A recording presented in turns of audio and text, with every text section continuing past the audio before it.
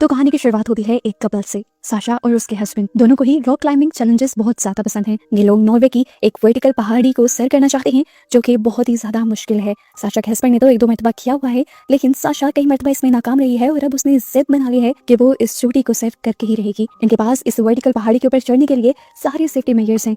यहाँ तक कि लटकने वाला कैंप भी है, ताकि थकने पर इन्हें वापस नीचे ना उतरना पड़े, बल्कि ये बीच रास्ते में ही आराम कर पाएं। सुबह होते ही साशा अपना टेंट पैक किए उस पहाड़ी को सर करने की कोशिशों में लग जाती है, लेकिन हर बार एक खास पॉइंट पर आकर वो फंसती रहती है और नीचे गिरती रहती है। उसके हस्बैंड उसे समझाने की कोशिश भी करते हैं कि थोड़ा ब्रेक ले लो, लेकिन वो तो जिद पर अड़ गई थी। तूफान भी आने वाला था। इस टाइम जज्बात में वो कोई फैसला नहीं कर पा रही थी। इस टाइम उसके हस्बैंड उसे बहुत ज्यादा समझा बुझाकर यहीं पर टेंट लगाकर ये दोनों दोबारा से आराम करने लगते हैं और ये डिसाइड करते हैं कि तूफान के जाते ही ये लोग दोबारा से इस पहाड़ी को सर करने की कोशिशों में लग जाएंगे। मजबूरन साशा मान तो जाती है, लेकिन उसका जुनून ठंडा होने को नहीं आ रहा था और इस टाइम उसके हस्बैंड को किसी अनहोनी का अंदाजा हो रहा था। का दिल घबरा रहा था। अपने लकी कंपास को देखते हुए उसे एक पल को ऐसा लगता है कि जैसे अब ये उसका आखिरी सफर, आखिरी चढ़ाई हो, और वो अपनी सोचों को झटक देता है। कुछ पल गुजरते हैं कि तूफान और भी ज्यादा भयानक हो जाता है और इनका यहाँ पर लटके रहना और भी ज्यादा मुश्किल हो जाता है। वो समझ जाता है कि उन्हें नीचे उतरना होगा, नहीं तो उनकी जान भी जा सकती है। वो मुश्किल से साशा को समझाता है और कहता है, अभी के लिए हमें नीचे चलना चाहिए। ये चोटी कहीं नहीं जा रही, कल को भी ये यहीं होगी, तुम कल को आकर इसके ऊपर चढ़ जाना। साशा अभी भी मानने को तैयार नहीं थी, क्योंकि नीचे जाने पर उसकी बहुत सारी मेहनत बर्बाद हो जाती। पर टॉमी वादा करता है कि कल को वो उसे खुद सपोर्ट देते हुए यहाँ तक चढ़ा देगा, ताकि उसकी ताकत आगे की पहाड़ी सर करने के लिए यूज हो सके। ये बातें सुनने के बाद मुश्किल से ही साशा मान जाती है और ये लोग टेंट समेट कर नीचे उतरने की कोशिश करने लगते हैं। तूफान की हवाएं बहुत ज्यादा तेज थी, लटके हुए भी इन्हें बहुत ज्यादा मुश्किलों का सामना करना पड़ रहा था और ऊपर से अब बहुत ज्यादा अंधेरा भी हो गया था। ये मुसीबतें अभी कम नहीं थी कि ऊपर से पहाड़ टूटकर नीचे गिरने लगे। ये देखते हुए टॉमी बहुत ज्यादा डर जाता है और पहले साशा को नीचे उतरने को कहता है। साशा नीचे उतरकर एक बड़े पत्थर के नीचे पनाह ले लेती है, लेकिन ऊपर साशा का हस्बैंड बच नहीं पाता। बड़े बड़े पत्थर उसके ऊपर आकर गिर जाते हैं और वो बैलेंस खोते हुए नीचे की तरफ गिर जाता है। इस टाइम उसकी जो गेर रस्सी थी वो साशा के हाथ में थी। साशा ने अपनी भी रस्सी को बहुत मजबूती से पकड़ा हुआ था, लेकिन इस तरह वो एक ही वक्त में दोनों को नहीं बचा सकती थी। अगर ऐसे ही वो अपने हस्बैंड को पकड़ कर रखती, जो जल्द ही ऊपर से आने वाले पत्थर उससे भी टकरा जाते, वो अपने आप को भी ना संभाल पाती और इस तरह दोनों की मौत हो जाती। ऊपर से इस टाइम उसका हस्बैंड कुछ बोल भी नहीं रहा था। वो समझ नहीं पा रही थी कि वो जिंदा भी है या मर गया। एक पल को उसके जहन में आया, हो सकता है कि वो बेहोश हो और रेस्क्यू करने पर उसे बचाया जा सके, लेकिन क्या हुआ करके वो मर गया हो। ऐसे में क्या साशा को अपनी जान नहीं बचानी चाहिए? फैसला करने के लिए उसके पास सिर्फ चंद ही सेकंड थे। आखिर वो अपने दिल पर पत्थर रखते हुए अपने हस्बैंड की गेर रस्सी को छोड़ देती है, जिसकी वजह से उसका हस्बैंड नीचे पहाड़ियों पर गिर जाता है और यहीं उसकी कहानी खत्म हो जाती है। उसके हस्बैंड के नीचे गिरते ही साशा का अपना हार्नेस भी खुल गया था। वो भी नीचे गिरने वाली थी, लेकिन उसने अपने आप को चट्टानों से पकड़कर बचा लिया और इसके बाद क्या हुआ ये नहीं दिखाया गया। सीन यहीं से कट होकर हमें 5 महीने बाद का सीन दिखाया गया। यहाँ हम साशा को वापस अपने घर देख रहे हैं, जो बहुत ही ज्यादा उदास है और इस गिल्ट में है कि उसके हस्बैंड की मौत उसकी वजह से हुई। उस दिन के बाद से उसने माउंटेन क्लाइंबिंग बिल्कुल छोड़ दी है और अब वो जिंदगी में आगे बढ़ने की कोशिश कर रही है, लेकिन ये गिल्ट उसे जीने नहीं देता। अब वो फैसला करती है कि वो कोई और ऐसा एडवेंचर करेगी जिसमें वो अकेली जाए और अपने साथ यादें बना सके। पहले जितने भी उसने एडवेंचर किए थे वो अपने हस्बैंड के साथ किए थे और उन्हीं यादों की वजह से वो आगे नहीं बढ़ पा रही थी। अब वो अपने साथ यादें बनाना चाहती थी। इस टाइम पहाड़ों पे चढ़ने का तो उसका जुनून खत्म हो चुका है, लेकिन अभी भी उसके हस्बैंड का लकी कंपास उसी के पास है। खैर, अब साशा एक जंगल के अंदर जाने का प्लान बनाती है और यहाँ पर एक फॉरेस्ट ऑफिसर उसे वार्न भी करता है कि अकेले जंगल के अंदर मत जाना। जंगल के अंदर बहुत से खूनखार जानवर हैं और बहुत से लोग जो जंगल के अंदर जाते हैं वो वापस नहीं आ पाते। वो उसे मिसिंग लोगों के पोस्टर भी दिखाता है, लेकिन यहाँ साशा सुनने को तैयार ही नहीं थी। खैर, वो अपनी रजिस्ट्रेशन यहाँ पे करवा लेती है और निकल पड़ती है। थोड़ी ही दूर उसे एक स्टोर मिलता है जहाँ से उसे जरूरत का सामान लेना था। इस शॉप के अंदर उसे 2 लड़के तंग करने लग जाते हैं और तभी यहाँ पर बहन की एंट्री होती है, जो यहाँ पर जैकी सप्लाई करने के लिए आया था। वो उन दोनों गुंडों को ढिलाकर भगा देता है और साशा की इस तरह हेल्प करता है। थैंक यू के तौर पर साशा उसके जर्की के पैकेट खरीद लेती है। वैसे भी ये ड्राई मीट था जो मुश्किल में उसके काम आने वाला था। अब वो आकर वापस अपनी कार में बैठती है तो उससे पता चलता है कि अचानक से उसकी कार का जीपीएस खराब हो गया है। वो हैरान हुई थी कि अभी तक वो सही काम कर रहा था। बेन अपनी कार में बैठा हुआ था। इस टाइम वो उसे देखता है परेशान, तो उससे पूछता है क्या हुआ। साशा जब अपनी मुश्किल बताती है तो वो उसे एक रोड मैप देता है। ये जंगल का मैप था। इस मैप के अंदर उसे वो 2 रास्ते बताता है। एक रास्ता वो था जिसमें वो बहुत आसानी से अपनी मंजिल तक पहुंच सकती थी और वो बहुत आसान भी था, जबकि दूसरा रास्ता बहुत ही ज्यादा मुश्किल और बहुत लंबा था। लेकिन इसकी अच्छी बात ये थी कि इसके दौरान बहुत सारे एडवेंचर्स और बहुत सारे नज़ारे उससे देखने को मिल जाते। मैंने कहता है अब चॉइस तुम्हारी है, तुम कौन सा रास्ता लो। साशा उसे थैंक यू कहती है और आगे बढ़ जाती है। उसने फैसला किया था कि वो लंबा रास्ता लेगी, क्योंकि एडवेंचर्स तो उसे भी बहुत पसंद है। रात होने पर वो वहीं रास्ते में स्टे करती है और कैंप लगा लेती है, लेकिन यहाँ पर भी उसे वही लड़के मिल जाते हैं जो शौक में उसे तंग कर रहे थे। इसलिए वो अपनी कार के अंदर जाकर अपनी कार लॉक कर लेती है और जब लड़कों को कोई रिस्पांस नहीं देती तो तंग आकर वो लड़के भी यहाँ से चले जाते हैं और तब जाकर वो सुकून की नींद सो पाते हैं। खैर, सुबह होते ही वो एक छोटी सी बोट लिए यहाँ नदी में एडवेंचर के लिए निकल जाती है। काफी देर तक वो इस बोट को चलाती रहती है और जब वो इस नदी के किनारे पर पहुंचते हैं तो उसे यहाँ पर बहुत ही अजीबोगरीब चीजें दिखाई देती हैं। यहाँ पर बहुत से लोगों का सामान पड़ा था और उन लोगों की पिक्चर्स भी पड़ी थी जिन लोगों की मिसिंग पिक्चर्स उसने फॉरेस्ट स्टेशन के अंदर देखी थी। खैर वो इन चीजों पर ज्यादा ध्यान नहीं देती, अब तक वो काफी थक चुकी थी, इसलिए वो यहीं पर टेंट लगा लेते हैं और सो जाती है। कुछ देर बाद उसकी आंख खुलती है अनजाने से शोर से। उसे आहट हुई थी जैसे उसके पास कोई आया। उसने टेंट से बाहर निकल कर देखा तो सच में यहाँ कोई आया था जो उसका बैग चुरा कर भाग गया। इसी दौरान जब वो टेंट के अंदर जाने की कोशिश करती है तो देखती है कि वहाँ पर एक बहुत बड़ा सांप था। ये देखकर वो डर जाती है। सांप की वजह से अब वो ये सामान पैक भी नहीं कर सकती थी, इसीलिए वो अपनी बोट लिए यहाँ से वापस जाने लगती है। कुछ दूर जाने पर उसे एक और कैंप दिखाई देता है। वो यहाँ जाने का फैसला करती है क्योंकि अब उसका बैग उसके पास ना होने की वजह से यहाँ सर्वाइव करने की उसके पास चीजें नहीं थी और वो किसी की हेल्प करना चाहती थी। और ये देखकर वो बहुत ज्यादा खुश हो गई कि ये कैंप किसी और का नहीं बल्कि बैन का था जो पहले रास्ते में उसे मिला भी था। यहाँ पर जैन उसका अच्छे से वेलकम करता है और उसे कहता है टेंशन मत लो। साशा उसे बताती है कि मेरा सारा सामान गुम हो गया है, तो वो उसे रिलैक्स करते हुए कहता है कोई जंगली जानवर ले गया होगा। अब वो उसे यहाँ पर फिश ग्रिल करके खिलाता है और यहाँ पर इनकी बातें शुरू हो जाती हैं। अब बैन उससे पूछता है कि तुम जंगलों में हाइकिंग कब से कर रही हो। साशा कहती है ज्यादा टाइम नहीं हुआ। वो उससे अपनी असल आइडेंटिटी छुपाना चाहती थी कि वो पहले माउंटेन क्लाइंबिंग किया करती थी, लेकिन यहाँ वो उसी के मुंह से ये सुनकर हैरान हो जाती है कि बेन को तो पहले से ही पता था कि वो माउंटेन क्लाइंबिंग करती है। इस पॉइंट पर उसे डर लगने लगता है क्योंकि बेन को उसके बारे में सिर्फ एक ही नहीं बल्कि और भी बहुत सी चीजें याद थी और अब कहीं ना कहीं उसे गेम समझ आने लगती है कि असल में बेन उसका दोस्त नहीं है बल्कि उसका दुश्मन ही है। वो उसे अपना शिकार बनाना चाहता था और इस बात को साशा समझ नहीं पाई। गाड़ी में अचानक से बेन के आते ही जीपीएस का खराब हो जाना, फिर बेन का बड़ा रास्ता बताना, उस बड़े रास्ते से होते हुए साशा का यहाँ तक आना और रास्ते में लोगों के मिसिंग पोस्टर्स को देखना। वो गेम समझ रही थी कि जरूर बेन ने ही उसके साथ कुछ किया होगा। अभी उसे कुछ कंफर्म नहीं था, हो सकता था कि वो गलत भी हो, लेकिन तभी बेन उसी का बैग लाकर उसी के सामने फेंक देता है और साशा को पता चलता है कि वो जो कुछ सोच रही थी वो सच था। बेन ने ही उसे प्लान के तहत फंसाया था। इससे पहले कि साशा कुछ और सोच पाती वो यहाँ पर एक क्रॉसबो भी ले आता है और एक स्पीकर ऑन कर देता है। वो साशा से कहता है इस गाने के खत्म होने तक तुम जितना दूर भाग सकती हो भाग जाओ, मैं तुम्हारा शिकार करूंगा और यही मेरा सबसे पसंदीदा खेल है। तुम्हारे बैग में मैंने कुछ सप्लाईज रख दी हैं जो तुम्हारे काम आएंगी, लेकिन याद रखना तुम ज्यादा दूर नहीं जा पाओगी। बिना कुछ सोचे समझे वो बैग उठाकर यहाँ से भाग निकलती है और अपनी छोटी सी बोट पर बैठकर यहाँ से भागने की कोशिश कर ही रही होती है कि घबराहट में वो गलत डायरेक्शन में मुड़ जाती है। सामने एक झरना था, वो वहाँ से नीचे गिर गई। इस सब में उसकी बोट भी उससे छूट गई और वो जख्मी भी हो गई। पर अभी वो ज्यादा दूर नहीं गई थी बेन से। वो जल्दी से नदी से बाहर निकलती है, अपने कपड़े बदलती है और दोबारा जब भागना शुरू करती है तो उसे एक फैमिली की आवाज आती है जो किसी से मदद मांग रहे थे। वो उस आवाज की डायरेक्शन में गई तो पता चला कि वहाँ पर एक फोन रखा हुआ था और फोन के अंदर एक फैमिली की वीडियो चल रही थी जो इसी नदी के किनारे आए थे बिल्कुल साशा की तरह एंजॉय करने और बेन का ही शिकार बन गए। बेन ने इस टाइम ये फोन एक ट्रैप के तौर पर लगाया हुआ था और खुद वो यहाँ पीछे खड़ा था। इस फैमिली को देखकर साशा को ये भी याद आता है कि ये वही फैमिली है जिसके मिसिंग पोस्टर उसने देखे थे। बेन ने ही इसका भी शिकार किया। इन्हें देखकर वो समझ जाती है कि बेन बहुत ही ज्यादा जालिम आदमी है। दूर बेन जो अपने लगाए इसी जाल के पास निशाना ताने बैठा था, वो जैसे ही अपना क्रॉसबो चलाता है तो साशा नीचे बैठ जाती है और ये तीर उसे नहीं लगता। यहाँ पे रुकना और खतरनाक हो सकता था क्योंकि अगला बार बेन यहाँ करीब आकर कर देता। साशा अपने आप को बचाने के लिए यहाँ से भागती है और बेन लगातार पहाड़ी के ऊपर की तरफ से उसके ऊपर तीर चलाता रहता है जिनसे वो जैसे तैसे कर बचती रहती है। वो यहाँ कहीं पनाह लेने ही वाली थी लेकिन उससे पहले बेन का आखिरी तीर उसकी टांग पे लग गया। वो जख्मी हो गई और लड़खड़ाते हुए वहां से नीचे गिरी। फिर वो अपने आप को संभालना पाई और आखिर ये हुआ कि वो एक नदी में भी गिर गई। नदी में बड़े बड़े पत्थर भी थे जो साशा के सर पर लगे।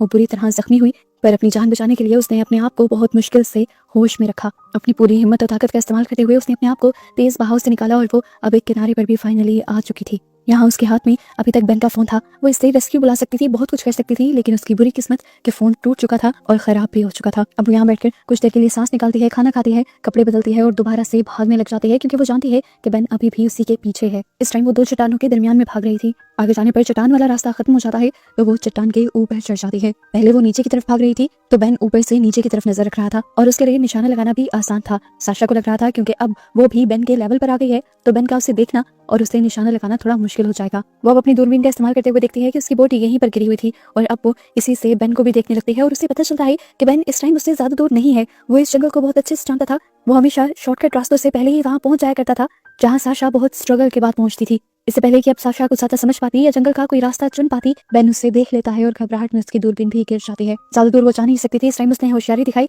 जिस चट्टान के ऊपर वो आई थी वो उसी चट्टान के अंदर चली गई और एक पत्थर के नीचे छुप गई। बेन उसे ढूंढ नहीं पाया और इस तरह इस मर्तबा के लिए उसकी जान बच गई। बेन के जाने के बाद वो आहिस्ता से बाहर निकली और छुपते छुपाते वो बेन के कैंप तक पहुंच गई। उसे लग रहा था कि बेन का अपने कैंप में तो ध्यान होगा नहीं तो वहां वो उसे पकड़ेगा नहीं, लेकिन यहाँ तो चीजें देखकर वो बहुत ही ज्यादा हैरान हो गई थी। बेन यहाँ बहुत ही आराम से नहा रहा था जैसे उसे किसी चीज की जल्दी ही ना हो या जैसे उसे यकीन हो कि साशा उसके हाथ से निकल कर कहीं नहीं जाने वाली। साशा अब बहुत ही एहतियात से पानी में उतर जाती है और आहिस्ता आहिस्ता उसकी बोट के पास पहुंच जाती है। वो उसकी बोट लेकर यहाँ से भागना चाहती थी, लेकिन वो ऐसा भी करने में कामयाब नहीं हो पाती, क्योंकि यहाँ एक ट्विस्ट रिवील होता है कि ये सब भी बेन का ही एक बनाया प्लान था। बेन जानता था कि लोग ऐसा भी सोचते हैं कि दुश्मन के कैंप में छुपने से उनकी जान बच जाएगी, इसीलिए उसने यहाँ पर भी बहुत से ट्रैप लगाए हुए थे और उन्हीं में से एक ट्रैप के अंदर साशा फंस जाती है। जाल में उसके फंसते ही वो फड़फड़ाती है और बेन को उसके यहाँ आने का पता चल जाता है। बेन फौरन ही रस्सी खींचता है, उसे पानी से निकालने की कोशिश करता है और इस दौरान साशा जल्दी से अपने बैग से पेपर स्प्रे निकाल लेती है और उसकी आंखों में मारते हुए अपने आप को छुड़वा कर यहाँ से भागने की कोशिश करती है, जिस दौरान बेन भी अपना मुंह धोकर अपने आप को नॉर्मल कर लेता है। वो दोबारा से साशा की रस्सी को खींचता है और साशा दोबारा से पेपर स्प्रे उठा लेती है, लेकिन ये देखती है कि उससे पहले बेन ने भी क्रॉसबो उठा लिया था अपना। वो यहाँ से उसका पेपर स्प्रे दूर फेंकने को कहता है और साशा उसके कहना मानने के लिए मजबूर भी हो जाती है। वो जैसे ही पेपर स्प्रे फेंकती है तो बेन उसका ट्रैप भी खोल देता है। वो हैरान थी, इस टाइम बेन ने उसे मारा नहीं। वो कंफ्यूज हो गई। उसने बेन से पूछा, क्या तुम मेरे साथ कोई गेम खेल रहे हो? बेन हंसते हुए उससे जवाब देता है, नहीं, ये गेम नहीं है, ये एक रिचुअल है। अब वो साशा के हाथ पांव को एक दरख्त के साथ बांध देता है और उसे कहता है, देखो, ये तुम्हारी अपनी चॉइस है कि तुम यहाँ पर आओ। मैंने तुम्हें 2 रास्ते बताए थे, एक आसान था, एक मुश्किल। तुमने खुद ही मुश्किल रास्ता चुना और यहाँ पर आई। अगर तुमने अकलमंदाना फैसला लिया होता और शॉर्ट रास्ता लिया होता तो तुम अब तक अपनी मंजिल पे होती। मैं तुम्हें कुछ भी ना करता। ये सब तुम्हारी वजह से हो रहा है। ये शिकार का रिचुअल है। तुम मेरा शिकार थी और तुम खुद आकर मेरे जाल में फंसी। रात भर के लिए वो साशा को यहाँ पर बांध देता है और उससे बातें करता रहता है।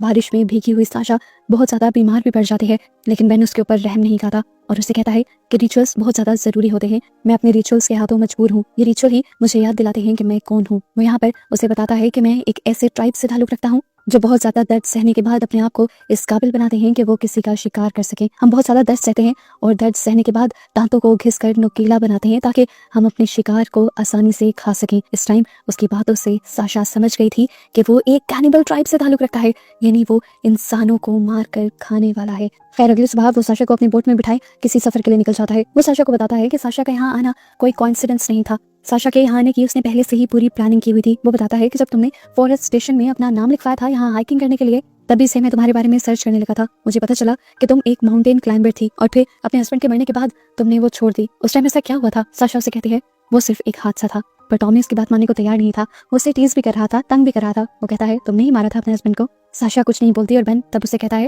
मैं जानता हूँ, तुम्हारे हस्बैंड एक बहुत ही माहिर माउंटेन क्लाइंबर थे। इस तरह किसी हादसे में उनका मर जाना मानने वाली बात नहीं है। जिस टाइम पर बेन ये सारी बातें कर रहा था, उस दौरान साशा का ध्यान बोट में पड़ी हुई एक मेटल रॉड की तरफ था। वो इसे उठाने ही वाली थी, पर बेन ने एक और मर्तबा देख लिया और साशा की खराब किस्मत की वजह से वो एक और मर्तबा बेन की बेरहमी का शिकार बन गई। बेन ने उसे पानी के अंदर फेंक दिया और उसे रस्सी से बांध दिया। आगे के पूरे रास्ते में वो साशा को पानी के अंदर तैरते हुए घसीटते हुए लेकर आया। इस दौरान साशा को बहुत सारी चोटें भी लगी। साशा अपने आप को कंट्रोल भी नहीं कर पा रही थी क्योंकि वो रस्सी से बंधी थी और उसकी मूवमेंट्स बोट के साथ चल रही थी। एंड पर जब ये लोग मंजिल पर पहुंचते हैं तब साशा की हालत बहुत ज्यादा खराब हो जाती है। आखिरकार बेन उसे एक गार के अंदर लेकर पहुंचता है और यहाँ जाकर साशा के होश ही उड़ जाते हैं। वो सारे लोग जिनके फॉरेस्ट स्टेशन के अंदर मिसिंग पोस्टर लगे थे वो यहाँ पे थे, मरे हुए। नंगा कर उन्हें बेन ने लटका रखा था और उनकी बॉडी के ऊपर नमक लगाया हुआ था। बेन असल में इन लाशों को सुखा रहा था ताकि इनका सूखा हुआ मीट जाकर वो बेच सके।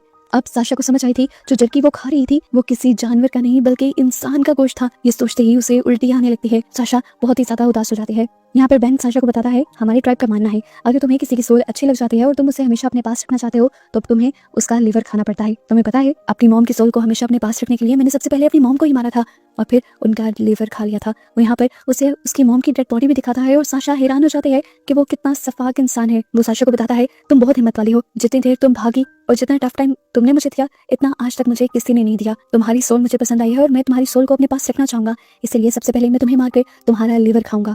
इस टाइम वो साशा को अपने दांत भी दिखाता है जो उसने बिल्ली की दांतों की तरह तेज किए हुए थे। ये सारी बातें करते हुए वो साशा को भी मारने के लिए तैयार कर रहा था। जैसे ही वो चाकू लेकर साशा के पास आया साशा का लिवर काटने के लिए, साशा ने उसके कान पर जोर से काट लिया और अपनी रस्सियां तुड़वाते हुए वो यहाँ से भाग गई। साशा पानी के रास्ते आगे जाना चाहती थी।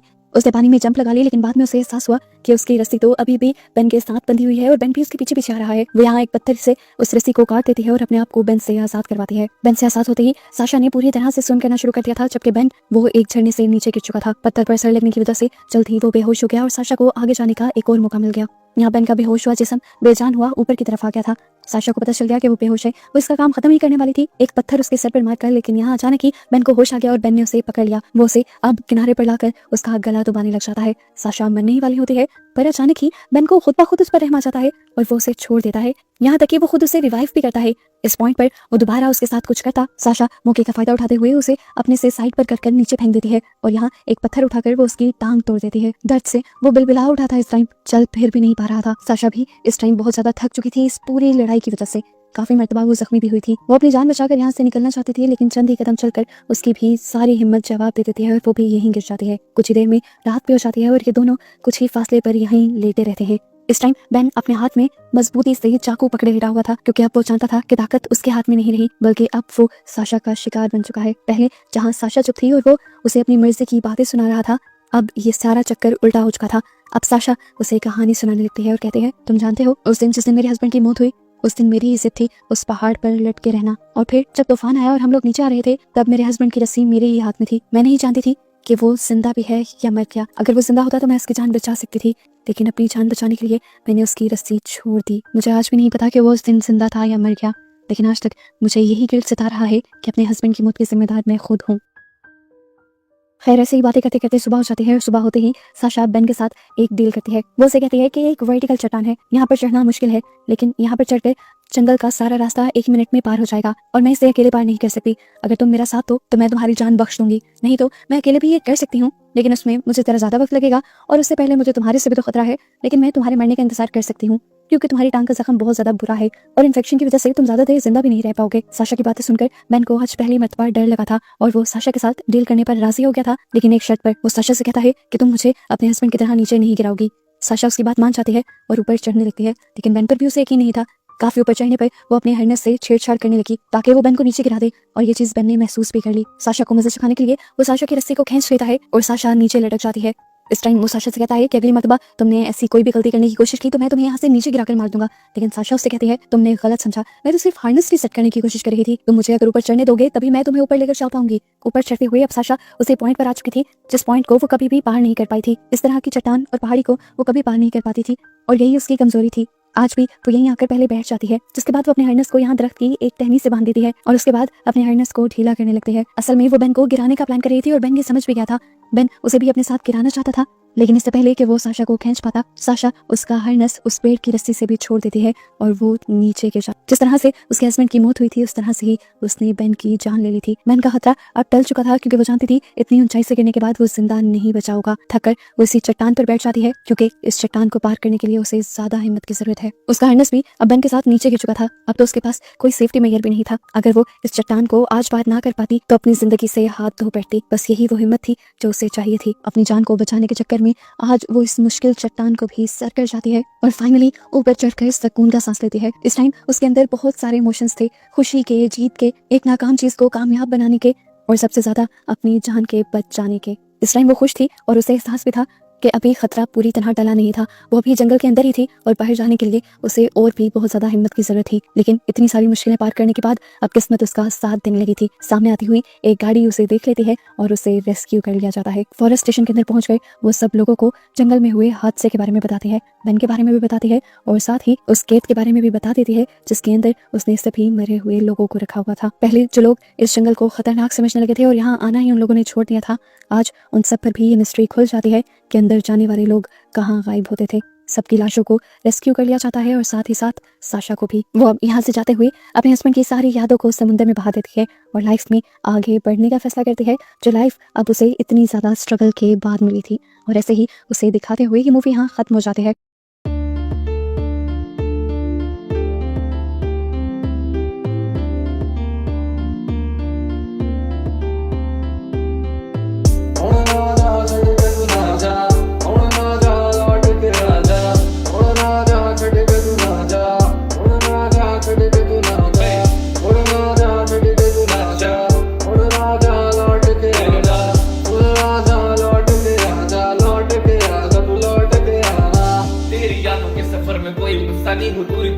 तेरी तारीफों से रुकता नहीं, शाही लिखावट के हर पन्ने में तकदीर है, सहमासा हूँ तुझ में, मानो तू ही मेरी तकदीर है क्या। चेक चेक प्यार बजे तू दिल की है पुकार मेरी।